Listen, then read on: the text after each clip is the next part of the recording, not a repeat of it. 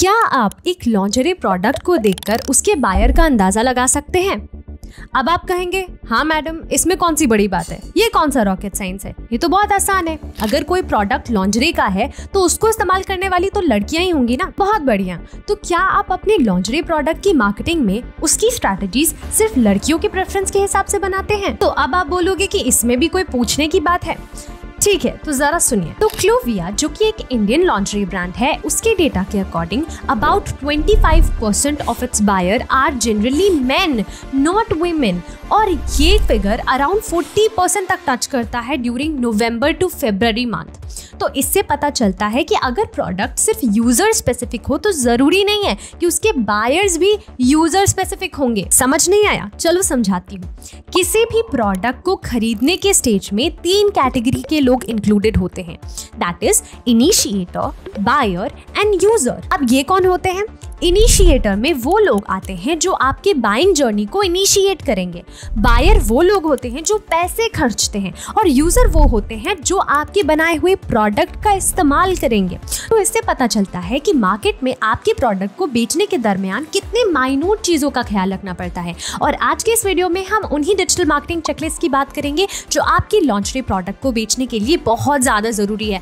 हर एक पॉइंट एक दूसरे से कनेक्टेड है, तो एक भी पॉइंट को मिस करना आपके लिए सही नहीं होगा। So hey guys, this is Akanksha by your side and I'm your guide to grow your business with simplified and realistic approaches. And I am a social media marketer that market your product with simplistic way possible. So for any query and business consultation, you can go and check out the link in the description box and book a free consultation. So now let's get back to the video. तो चलिए शुरुआत करते हैं एक perfect digital marketing checklist, जिसमें सबसे पहली चीज मैं आपको यही बताऊंगी कि आपको आपके बिजनेस के ब्रांड को बनाना पड़ेगा और आपकी ऑडियंस को अंडरस्टैंड करना पड़ेगा। क्यों? क्योंकि आप अपना लॉन्जरी प्रोडक्ट ऐसे ही किसी को नहीं बेच सकते।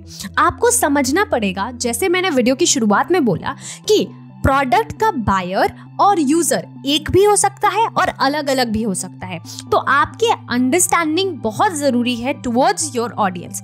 क्या वो आपकी ऑडियंस जो बायर है वो फीमेल है, कितनी % फीमेल्स हैं, कितने % मेल्स हैं, कैसे खरीदते हैं, उनकी टेंडेंसी क्या है, उनके पेन पॉइंट्स क्या हैं, वो किन किन चीज़ों की वजह से, कौन कौन सी इमोशनल रीजंस की वजह से आपका प्रोडक्ट खरीदते हैं, कौन कौन सी चीज़ें हैं, कौन कौन सी ग्रीवांसेस हैं जो उनको रोकती है आपका प्रोडक्ट खरीदने में। इसके अलावा आपको अपने ब्रांड आइडेंटिटी को भी पहचानना होता है। ब्रांड आइडेंटिटी क्या होता है? अब इस चीज को समझिए। जैसे मैंने क्लोविया का एग्जांपल लिया, क्लोविया का जो ब्रांड आइडेंटिटी है that is fun loving, entertainment and comfort. इसी तरीके से जब हम विक्टोरिया सीक्रेट की बात करते हैं तो हमारे दिमाग में पहली छवि जो उसकी आती है वो है लग्जूरियस, वो लग्जरी की तरफ ज्यादा प्रोवोक करते हैं। तो इसी तरीके से आपको भी अपने लॉन्जरी ब्रांड की आइडेंटिटी सोचनी पड़ेगी। आप ब्रांड आइडेंटिटी फाइंड कैसे करें? तो एग्जैक्टली मैंने जैसे आपको बताया कि आपको अपने ब्रांड का आर्कटाइप डिसाइड करना पड़ेगा। ये आर्कटाइप एक्चुअली आपके ब्रांड का वॉइस होता है। मतलब इसे इस तरीके से समझे कि आपके ब्रांड का एक पर्सनालिटी, आपका ब्रांड एक ह्यूमन हो सकता है। तो सोचिए, आपका ब्रांड अगर एक ह्यूमन होता तो वो कैसा होता, वो कैसे बात करता, उसकी टोन कैसी होती, उसकी पर्सनालिटी कैसी होती। एग्जैक्टली वैसे ही आपकी ब्रांड की पर्सनालिटी होती है। और आपकी ब्रांड की पर्सनालिटी का इस्तेमाल आप हर जगह करते हैं, कंटेंट बनाने के लिए भी, आपके ऑडियंस के साथ बात करने के लिए भी, आपकी ऑडियंस की पेन पॉइंट्स को सॉल्व करने के लिए भी। हर चीज के लिए ब्रांड आर्कटाइप बनाना बहुत जरूरी है। ब्रांड आर्कटाइप कैसे बनाते हैं, अगर इसके ऊपर एक डिटेल वीडियो चाहिए तो कमेंट्स में लिख दो। दूसरी चीज आपको ये करनी है कि आपको अपना आइडियल कस्टमर पर्सोना बनाना है। आइडियल कस्टमर पर्सोना कई कैटेगरीज में हो सकता है। मतलब ये लिस्ट है आपके ऑडियंस का, मतलब आपकी ऑडियंस किस किस हिसाब की हो सकती है, आपके कस्टमर कैसे कैसे हो सकते हैं। शुरुआत में ही मैंने बोला कि आपके कस्टमर मेल भी हो सकता है, आपके कस्टमर फीमेल्स भी हो सकते हैं। तो उनकी एज क्या हो सकती है? क्या 25 to 35 की एज की एक कैटेगरी बन सकती है? क्या 35 to 45 की एक एज कैटेगरी बन सकती है? क्या 45 to 55 की एज कैटेगरी बन सकती है? इसके अलावा डेमोग्राफी, साइकोग्राफी, बहुत सारी चीज़ें होती है आइडियल कस्टमर पर्सोना में जो आपको डिसाइड करना पड़ता है। ये आपकी एड टारगेटिंग, आपकी कंटेंट टारगेटिंग, इन सारी चीज़ों में आपकी हेल्प करता है। Then after competitor research which is the bestest thing you can do, क्योंकि इससे आपको अपने कस्टमर की पेन पॉइंट के बारे में भी पता चलता है, मार्केट के गैप के बारे में भी पता चलता है और उन बेस्ट फॉर्मूलाज के बारे में पता चलता है जो आपके कॉम्पिटिटर्स ऑलरेडी परफॉर्म कर रहे हैं। तो ये आप बहुत अच्छी तरीके से कर सकते हैं। इसके लिए आप बहुत सारी टूल्स का इस्तेमाल कर सकते हैं, जैसे कि SEMrush, Ubersuggest, इसके अलावा SimilarWeb और Bizumo का भी इस्तेमाल कर सकते हैं। बट यहाँ मैं आपको एक ही चीज सजेस्ट करूंगी कि आप अपने कॉम्पिटिटर्स को स्टडी कीजिए, कॉपी मत करना, बिकॉज एक कॉपीड ब्रांड आगे बढ़ सकती है बट अपनी छवि अपने मार्केट में बहुत बढ़िया नहीं बना सकती। स्टेप नंबर 2 होगा अपने वेबसाइट को ऑप्टिमाइज करना।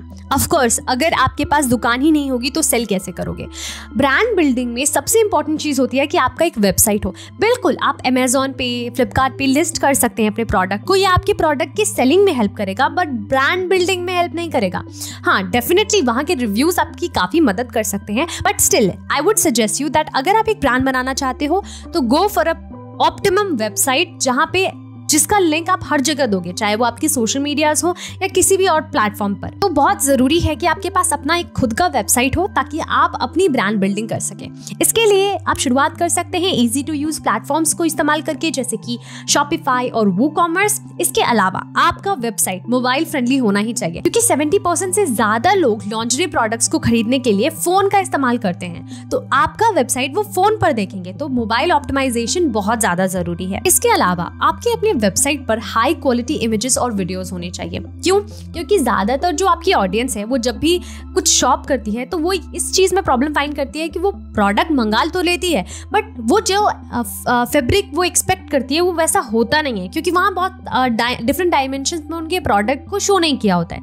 तो बहुत बेहतर होगा कि आप अपने प्रोडक्ट के फैब्रिक के बारे में, उसके टेक्सचर के बारे में, उसको डिफरेंट डायमेंशंस में शो करके अपने ऑडियंस को दिखाएं, सो दैट बहुत ईजी हो उनके लिए आपका प्रोडक्ट परचेज करना। इसके अलावा seamless checkout process is must. Try कीजिए कि अपने कार्ट अबेंडन को रिड्यूस किया जा सके with one click checkout solutions, जैसे कि शॉपिफाई के शॉप पेज या फिर क्लारना के इंस्टॉलमेंट पेमेंट्स का इस्तेमाल करके। इसके अलावा अपने वेबसाइट पे टीडीओ और ज़ेंडेक्स को इम्प्लीमेंट करके आप इंस्टेंट सपोर्ट क्रिएट कर सकते हैं और लाइव चैट्स और कस्टमर सपोर्ट को आगे बढ़ा सकते हैं।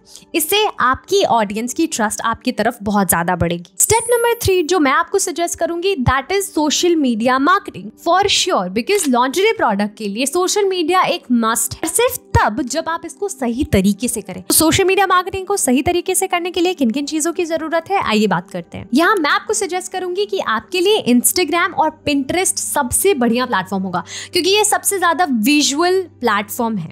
यहाँ पर जो ऑडियंस होती है वो कोई एस्थेटिक प्रोडक्ट खरीदने के लिए ही आती है, उसी के इंटेंशन से आती है। तो अगर आपके प्रोडक्ट्स को सही तरीके से वहाँ पोर्ट्रे किया जाता है, अच्छे इमेजेस के साथ, अच्छे सेटअप के साथ, अच्छे टेक्सचर के साथ और अच्छे कंटेंट के साथ, तो लोग आपके प्रोडक्ट को जरूर खरीदेंगे। इसके अलावा मेरा एक बोनस टिप है कि टिकटॉक के ट्रेंड को फॉलो करें।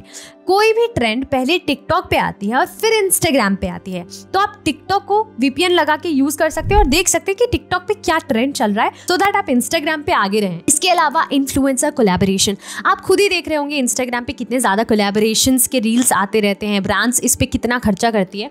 तो मुझे आपको इसकी पावर को समझाने की जरूरत नहीं है। और माइक्रो इन्फ्लुएंसर्स को फाइंड करने के लिए आप 2 टूल का इस्तेमाल कर सकते हैं, दैट इज हिप्सी एंड अपफ्लुएंस। इसके अलावा UGC इज मस्ट। UGC क्या होता है? एक टेस्टिमोनियल काइंड ऑफ वीडियो होता है जो आप क्रिएटर्स से बनवाते हो, जिसमें आप कई तरीके के वीडियोस बनवा सकते हो, जैसे कि testimonial video, product review, story video या फिर किसी तरीके की एस्थेटिक वीडियो। इसके साथ साथ फेसबुक और इंस्टाग्राम के ऐड को बिल्कुल स्किप ना करें। अपने इंगेज्ड शॉपर के साथ बार बार कनेक्ट करें, क्योंकि अगर किसी पर्सन ने आपका प्रोडक्ट खरीदा है और उनको आपका प्रोडक्ट अच्छा लगा, तो जितनी बार आप उनके सामने शो करोगे उतनी बार वो आपसे प्रोडक्ट खरीदेंगे। और इसके साथ साथ अपने वेबसाइट पे फेसबुक पिक्सल भी लगाएं, ताकि आप अपने वेबसाइट के विजिटर को ट्रैक कर सके और अपनी ऐड दिखा सकें। अब सोशल मीडिया से आपने कस्टमर्स तो कलेक्ट कर लिए, बट उसको कन्वर्ट करने के लिए एक और मंत्र की जरूरत होती है, that is email marketing, which is our step number 4। तो चलिए अब देखते हैं कि लॉन्जरी के सेल्स को बढ़ाने के लिए आप ईमेल मार्केटिंग का कैसे इस्तेमाल कर सकते हैं। तो सबसे पहले क्लैवियो और मेलचिम्प का इस्तेमाल करें, ताकि आप एक ऑटोमेटेड फ्लो बना सके अपनी वेलकम सीरीज के लिए, अबेंडन कार्ड के लिए और पोस्ट परचेज फॉलोअप्स के लिए। क्योंकि ईमेल मार्केटिंग में followups are the must. So content भी लिखें तो उसको बहुत सोच समझ के लिखें। जो आईसीपी आपने बनाया है, जो ऑडियंस रिसर्च आपने करी हुई है, जो गो टू मार्केट स्ट्रैटेजी बनाया हुआ है, वो आपकी काफ़ी ज़्यादा हेल्प करेगा कंटेंट लिखने के लिए। अब गो टू मार्केट स्ट्रैटेजी क्या होती है, इसके ऊपर मैंने एक वीडियो बनाई है जो आपको स्क्रीन पर दिख रहा होगा। इस वीडियो के बाद आप उसे चेक कर सकते हैं। इसके अलावा SMS marketing works the best. Platforms जैसे अटेंटिव और पोस्ट स्क्रिप्ट्स आपको हेल्प करते हैं पर्सनलाइज्ड टेक्स्ट भेजने के लिए। तो पुश मार्केटिंग के लिए बहुत ज़्यादा ज़रूरी है और ये बहुत ज़्यादा इंपॉर्टेंट है, बिकॉज आपके जो ऑडियंस होते हैं ना, स्पेशली ई कॉमर्स सेक्टर में, वो ट्रस्ट नहीं कर रहे होते हैं नए नए ब्रांड्स पे। तो वो सबसे पहले सोशल मीडिया से आपको व्हाट्सएप तक ले जाना पसंद करते हैं और व्हाट्सएप पे आपके साथ टेक्स्ट करते हैं और अपनी क्वेरीज पूछते हैं, तब कोई प्रोडक्ट परचेज करते हैं। तो यहाँ पे SMS मार्केटिंग बहुत ज़्यादा ज़रूरी हो सकती है। और लीड मैग्नेट स्ट्रैटेजी को तो आप स्किप कर ही नहीं सकते। जब तक आप अपने ऑडियंस को कुछ चारा नहीं डालते, वो जाल में नहीं फंसती। इसी तरीके से आपको बहुत सारे ऑफर्स देने पड़ सकते हैं, 10% डिस्काउंट, 15% डिस्काउंट, कैशबैक और व्हाटएवर, जो भी आप ऑफर आपको अपने हिसाब से ठीक लगे आप बना सकते हैं, लेकिन फ्री में नहीं, उसके बदले एक ईमेल तो लेना बनता है। अब स्टेप नंबर 5 होगा इन्फ्लुएंसर और अफिलिएट मार्केटिंग को स्टैब्लिश करना। वीडियो में मैंने पहले ही बताया कि इन्फ्लुएंसर कोलैबोरेशन की इंपॉर्टेंस कितनी ज्यादा है, बट इस चीज को थोड़ा डीप में समझते हैं। लोग ना लोगों पर ज्यादा ट्रस्ट करते हैं रादर देन एड्स। तो बहुत जरूरी है कि जिन लोगों को आपकी ऑडियंस ट्रस्ट करती है उन लोगों को फाइंड किया जाए और आपके प्रोडक्ट को कुछ इस तरीके से दिखाया जाए जिसमें वो सेल्सी ना लगे, ऐसा लगे कि जैसे सच में उस इन्फ्लुएंसर ने आपके प्रोडक्ट को यूज किया है, वो तब बता रहा है। लेकिन अब आप बोलोगे कि मैम मैं तो इतना बजट रखता ही नहीं कि मैं बड़े बड़े इन्फ्लुएंसर्स को हायर करूं। तो जरूरी नहीं है कि आप बहुत बड़े इन्फ्लुएंसर को हायर करो, आप माइक्रो इन्फ्लुएंसर्स को फाइंड कर सकते हैं। इनकी audience base may be 10K to 50K है, उससे भी काम चल जाएगा। इसके अलावा अफिलिएट प्रोग्राम भी स्टार्ट करें। इन्फ्लुएंसर्स को रिवॉर्ड करें विद कमीशन यूजिंग रिफर्शन और इम्पैक्ट। और इसके अलावा परफॉर्मेंस को ट्रैक करना बिल्कुल ना भूलें। UTM लिंक्स बनाइए और इस UTM लिंक्स को ट्रैक कीजिए। UTM लिंक्स बहुत इंपॉर्टेंट होते हैं। आप इन्फ्लुएंसर्स को UTM लिंक बना के दे सकते हैं और उनसे कितनी सेल्स आई ये ट्रैक आराम से किया जा सकता है। चाहे मैं आपको कितनी ही यूनिक स्ट्रैटेजीज दे दूं, पर एक चीज बहुत कॉमन है जो मैं आपको हमेशा सजेस्ट करती हूँ कि किसी भी स्ट्रैटेजी को क्रिएट करने के लिए 2 चीजों पर महारत हासिल करनी होती है। पहला तो क्रिएटिव फील्ड में, दूसरा डेटा ड्रिवन एनालिटिक फील्ड में। क्रिएटिव फील्ड आपको हेल्प करता है बेहतरीन कंटेंट बनाने में और लोगों तक अपने प्रोडक्ट को एफिशिएंटली पहुंचाने में, बट एनालिटिक अप्रोच आपको हेल्प करता है बढ़िया कैंपेन लॉन्च करने में और गलती कम करने में। इससे आपको हेल्प मिलती है in terms of investment and finances. Data driven decisions लेने के लिए मैं आपको कुल 3 सॉफ्टवेयर्स बताना चाहूंगी। पहला तो गूगल एनालिटिक्स, जिसमें आप अपने वेबसाइट के ट्रैफिक को, कन्वर्जन को और बाउंस रेट को मॉनिटर कर सकते हैं। दूसरा फेसबुक और इंस्टाग्राम इनसाइट, इससे आप इन दोनों प्लेटफॉर्म की एंगेजमेंट, रीच और एड परफॉर्मेंस को ट्रैक कर सकते हैं। एंड हॉटजार और क्रेजी एग, ये आपको बताता है कि आपका यूजर आपके साइट के साथ इंटरैक्ट कैसे करता है और ये सारी चीज आपको एनालिटिक अप्रोच में काफी ज्यादा मदद करती है। इन सब के बावजूद सोशल मीडिया में एक चीज के लिए हमेशा रेडी रहिए, that is crisis management. Crisis management क्या होता है, इसको मैं अभी सिंप्लीफाई तरीके से बता देती हूँ। दैट इज जब आपकी ऑडियंस, कभी कभी ऐसा होता है कि आपके प्रोडक्ट से नाखुश होती है, वो सोशल मीडिया पे इस चीज की शिकायत करती है, इससे आपके ब्रांड का रेपुटेशन काफी ज्यादा हार्म होता है। तो उस केस में आप क्या चीजें करोगे, ये बहुत ज्यादा जरूरी है। इस चीज को प्लान करके रखिए। क्राइसिस मैनेजमेंट क्या होता है और उसके लिए क्या करते हैं, अगर आपको इस पर एक वीडियो चाहिए तो कमेंट सेक्शन में लिखिए, मैं जरूर बनाऊंगी। तो हे गाइस, इस वीडियो को एंड तक देखने के लिए आपका बहुत बहुत शुक्रिया। आई होप आपको वीडियो काफी अच्छी लगी हो। वीडियो अच्छी लगी तो लाइक, कमेंट और शेयर जरूर करें और सब्सक्राइब करें हमारे चैनल को, क्योंकि हमारे चैनल पे ई कॉमर्स और सोशल मीडिया मार्केटिंग से रिलेटेड काफी सारे वीडियोस आते रहते हैं। इसके साथ साथ मैं आपको काफी सारे केस स्टडीज भी शेयर करती हूँ जो आपके बिजनेस को ग्रो करने में आपको हेल्प करता है। तब तक के लिए बाय बाय।